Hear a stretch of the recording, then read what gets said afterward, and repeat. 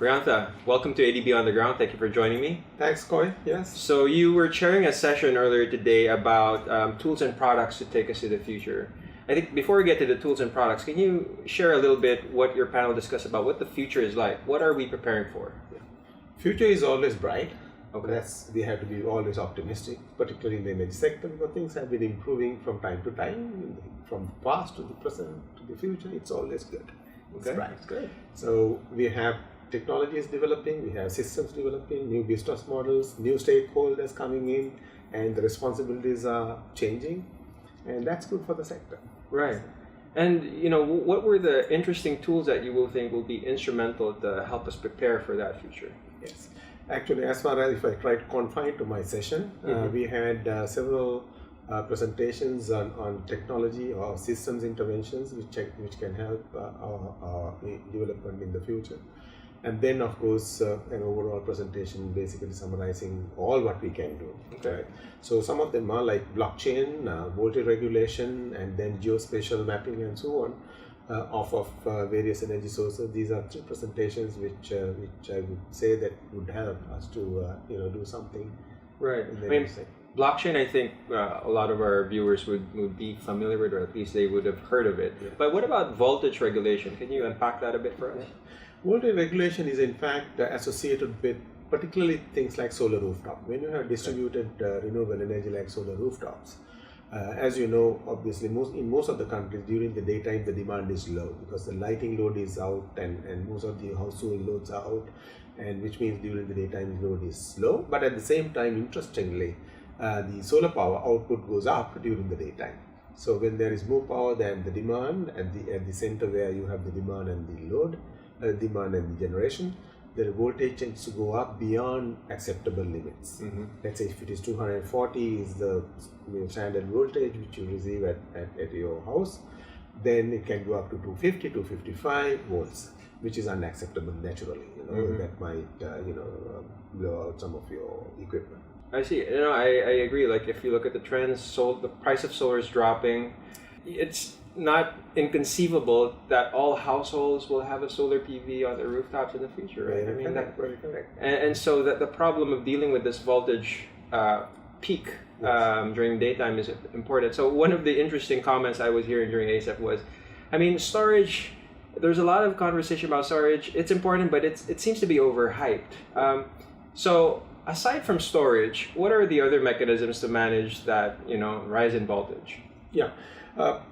One way, as you quite rightly said, battery storage. Yeah. When you have a battery at home, you can basically store that energy. Right. But then, in most of the systems, hydropower systems, hydrothermal systems, we call it. If you take, Nepal, if you take Sri Lanka for that matter, though the hydropower is not that much in contribution, but still there are hydropower stations, and then you have, reservoirs. So hydropower is a good storage. And so if you have more power generated from solar panels, you have less out, you can reduce the output from hydropower stations and keep all the water in the reservoir. So that's a fantastic storage and free of charge in a way if it is an existing system. So most of the people forget this aspect. And so renewable energy in hydropower system, hydrothermal system in that sense, can be accommodated much more than any other system because you have already got a storage. In Sri Lanka, is this like extremely common? It's like how things are done already? Naturally, when you have more renewables, that's one way they really control the system. So Sri Lanka has about 30 to 40% of the input coming from hydro in the electricity generation system, and we have 5-6 large reservoirs which can easily be used as energy storage, except during the rainy time when they overflow, you can release water. That's a different situation, but otherwise it's a very good energy storage. Right. And the last tool that you mentioned was GIS mapping. Right. Can you explain that a little bit? Yeah, it's basically use of this computing technology and satellite imagery and so on to map the renewable energy resources in rural areas, particularly in rural areas where you don't have access and so on, and then try to basically decide what kind of renewable energy sources can be used in a particular location to provide electricity or energy access to the people around. And obviously that can be coupled later on if you have more data on the ground like demand, and so on. So to optimize and decide even on what kind of technologies which can be brought in and how you bring it.